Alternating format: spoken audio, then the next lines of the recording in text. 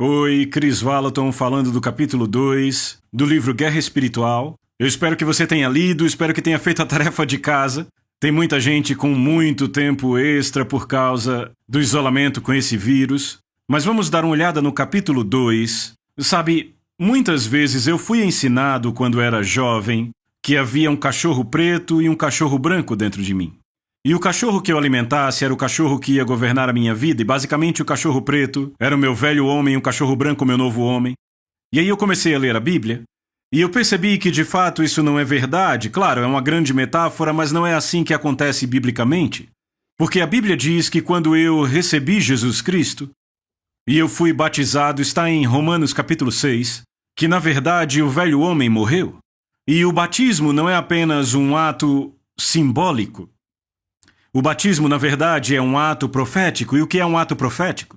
Você lembra quando Naamã, o leproso, ele foi à casa de Eliseu, e o servo de Eliseu, Geazi, disse a ele que o profeta tinha dito para ele mergulhar 7 vezes no Rio Jordão, e ele ficou com raiva e disse, nós temos águas melhores em nosso país.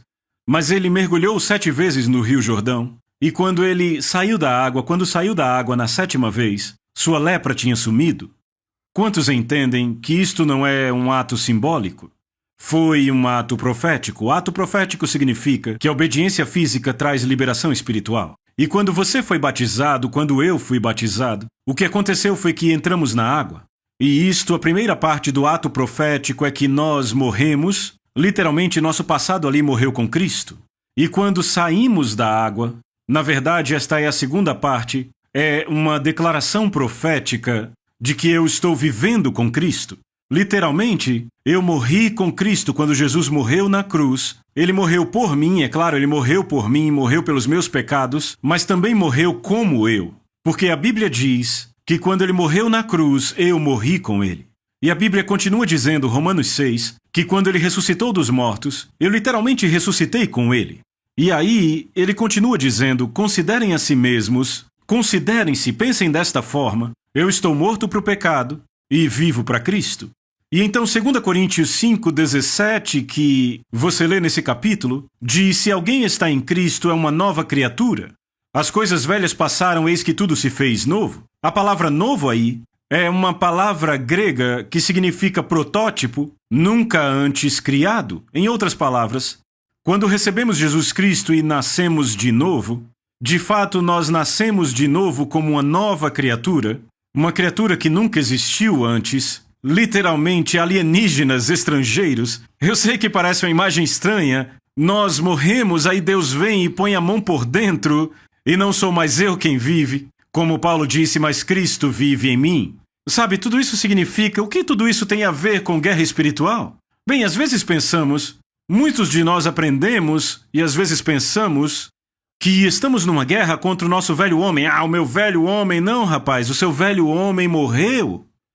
Morto. E a propósito, se você nunca se batizou, eu te encorajo a se batizar porque de fato é muito, muito poderoso. Não é mágica, mas é de fato um presente poderoso e sobrenatural de Deus na sua vida. Você entrar na água e sair da água, esse ato profético, honestamente, pode mudar sua vida? Então eu quero te encorajar a se batizar. Outra vez, não há mágica na água, mas se você permitir, há muito poder nesse ato profético. Mas hoje eu quero te guiar assim. O velho homem não é com quem você está em guerra. O velho homem morreu. O desafio é, se você achar que está em guerra com seu velho homem, você não pode vencer a batalha, não está lutando contra o inimigo certo. Lembra que Paulo escreveu em Efésios 6 que nossa luta não é contra carne ou sangue? 2 Coríntios capítulo 10 diz, as armas da nossa milícia não são carnais, mas divinamente poderosas para destruir fortalezas. Agora, tudo isso para dizer que você não está mais guerreando contra o seu velho homem, de fato e de verdade. Aí vamos nós. Você não é pecador. Ora, Paulo disse, enquanto ainda éramos pecadores, Cristo morreu por nós, então é verdade que éramos todos pecadores e nós não nos mudamos, Jesus o fez. Mas quando recebemos Cristo, saímos de ser pecadores para sermos santos, e santo significa crente separado. Então o ponto que eu trago aqui é: você não está em guerra com a sua velha natureza porque a sua velha natureza morreu quando você recebeu Jesus. Você de fato é um novo homem e, de fato, o pecado não é mais o seu mestre. Na verdade, 1 João capítulo 3, João diz no primeiro capítulo, vamos começar de 1 João 1, 1 João 1 ele diz que se dizemos que não temos pecado, fazemos dele mentiroso. Mas se confessarmos os pecados, ele é fiel e justo para perdoar os pecados e nos limpar de toda injustiça. Agora o versículo seguinte é o primeiro do capítulo 2. Lembre que não havia quebra de capítulo, não havia capítulo nem numeração quando João escreveu a carta. O próximo versículo diz, filhinhos, Cristo, eu não vou citar para não ficar diferente aqui, mas ele nos diz que se qualquer pessoa peca, se alguém peca, temos um advogado junto ao Pai, Cristo Jesus, o justo.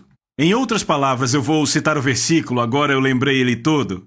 Ele disse, eu estou escrevendo essa carta para vocês para que vocês não pequem. Próximo verso, se alguém pecar, se, não quando, temos um advogado junto a Deus, Jesus Cristo justo. Qual é o ponto? Antes de eu conhecer Jesus, eu não precisava de um advogado, mas de um Salvador. Mas depois que eu encontrei Jesus, eu preciso de um advogado se continuar a pecar. E por que preciso de um advogado? Porque não é minha natureza pecar.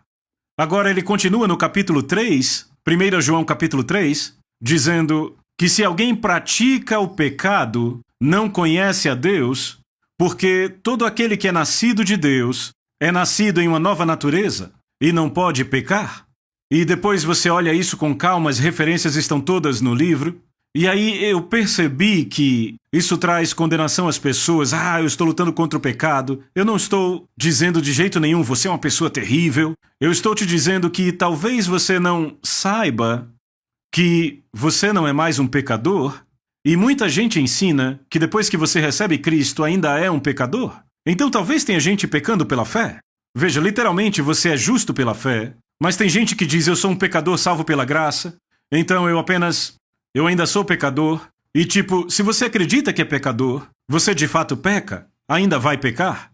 Quando João diz que você não é mais pecador, porque nascemos de novo com o caráter divino.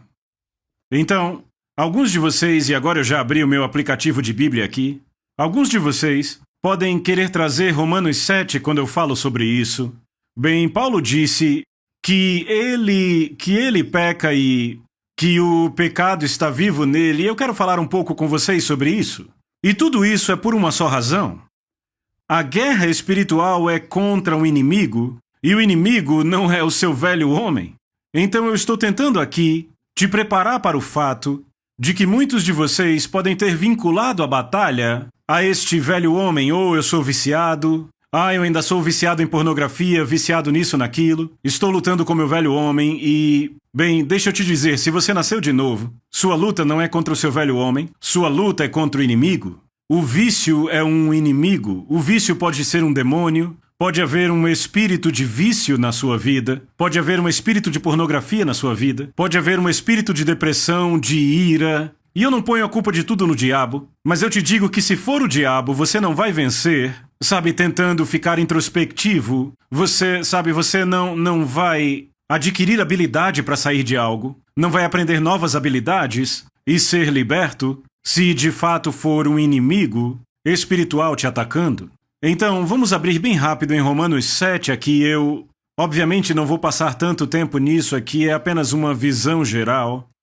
Paulo escreve no capítulo 6 que nós, na verdade, somos nova criação. Ele escreve no capítulo 6 que morremos, que nós morremos com Cristo e ressuscitamos com Ele, que devemos nos considerar mortos para o pecado e vivos para Cristo. E ele continua no capítulo 6, verso 1, continuaremos no pecado para que a graça aumente. Ele diz, não, como podem aqueles que morreram para o pecado viver nele? Então não devemos viver em pecado. Então Paulo escreve no capítulo 7, é o capítulo com o qual muitos podem me questionar, perguntar, será que Paulo não tinha um problema com o pecado? Deixa eu te mostrar como Paulo abre o capítulo. 7:1, ou vocês não sabem, irmãos, pois falo aos que conhecem a lei. Então Paulo está escrevendo a crentes romanos que eram judeus, e ele diz: vocês que conhecem a lei, vocês não sabem que a lei tem domínio sobre uma pessoa apenas enquanto ela está viva? Agora, por que ele está dizendo que a lei só tem domínio sobre uma pessoa enquanto ela está viva? Porque ele acabou de dizer no capítulo 6, vocês estão mortos, mortos, mortos, mortos, não são mais vocês que vivem, mas Cristo em vocês. E aí ele continua dizendo, por exemplo, a mulher casada está ligada pela lei a seu marido enquanto ele vive, mas se o marido morrer, ela ficará livre da lei conjugal, de modo que será considerada adúltera se enquanto o marido estiver vivo, ela se unir com outro homem. Mas se o marido morrer, ela ficará livre da lei conjugal e não será adúltera se casar com outro homem. Isso parece complicado, mas deixa eu simplificar. Na lei judaica, se uma mulher se casasse, então se divorciasse e casasse com outro homem, ela era considerada adúltera. Mas se o primeiro marido dela morre, de repente, ela não é mais adúltera. Agora pense sobre isso. Se ela tivesse feito diferente, se ela tivesse se casado e então divorciado e casado com outro homem. Nada aqui mudou a não ser que o primeiro homem não morreu. Na lei judaica, quando o primeiro homem morresse, a condição dela mudaria de adúltera para esposa. E a lei a reconheceria como uma esposa pura. Ela fez alguma coisa? Não. Ela não fez nada. A única coisa que aconteceu, o primeiro homem morreu. Qual é o ponto de Paulo? Seu velho homem morreu. Você não está mais casado com o Senhor Lei, você agora é casado com o Senhor Graça. E ele continua dizendo, desta forma sabemos que morremos para a lei e nos casamos com Cristo. No final deste capítulo, ele fala sobre a sua luta contra o pecado. Ele fala disso no tempo presente, mas de fato é uma situação do tempo passado. Ele está falando sobre como fariseu, aqueles que conhecem a lei, como fariseu, ele aprendeu mais e mais sobre a lei, e quanto mais ele aprendia, mais culpado se tornava, porque a lei dizia a ele o que ele estava fazendo errado, mas não lhe dava poder para mudar. Como ele termina? Romanos 7, ele sendo um pecador, ele diz, aqui estou eu, miserável homem, eu sei que o pecado está em mim, eu que quero fazer o bem. E ele diz, dou graças a Deus por Jesus Cristo, assim que eu mesmo com o entendimento sirvo a lei de Deus, mas com a carne, a lei do pecado. Próximo versículo, assim, já nenhuma condenação há para os que estão em Cristo Jesus, porque a lei do Espírito da vida em Cristo te livrou da lei do pecado e da morte.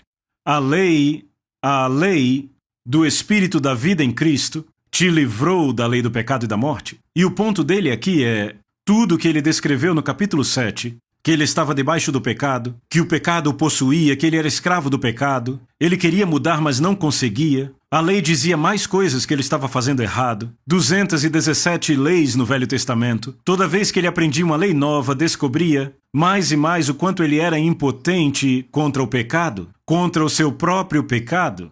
E ainda assim, Jesus Cristo, quando ele recebeu Jesus, Deus perdoou seu pecado e o poder do Espírito lhe deu poder sobre a lei. Eu quero concluir esta sessão recapitulando, te dizendo, você não é pecador. Se você recebeu Jesus, você não é pecador. Você já foi pecador, mas não é mais pecador. De fato, Oséias diz que é um versículo bem conhecido que diz que o povo perece por falta de conhecimento. Você já ouviu isso? Meu povo perece por falta de conhecimento. Tantas pessoas estão debaixo da opressão do pecado porque não percebem que Jesus morreu por elas, mas ele também morreu como elas. Ressuscitamos com Cristo da sepultura e o pecado não é mais o nosso mestre. E eu quero te dizer, você não está numa guerra contra o seu velho homem, você está numa guerra contra o diabo, que é poderoso, mas você é mais poderoso que o diabo. Você tem poder sobre todo o poder do inimigo. E esta batalha que você tem travado e pensa, oh, eu estou fracassando, eu sou um fracasso, eu não sou bom, isso não é verdade. Você é filho do rei. De fato, você recebeu o poder sobre todo o poder do inimigo. E o que eu quero fazer agora, eu quero te dizer, eu não sei em que batalha você está, mas ela não é contra seu velho homem.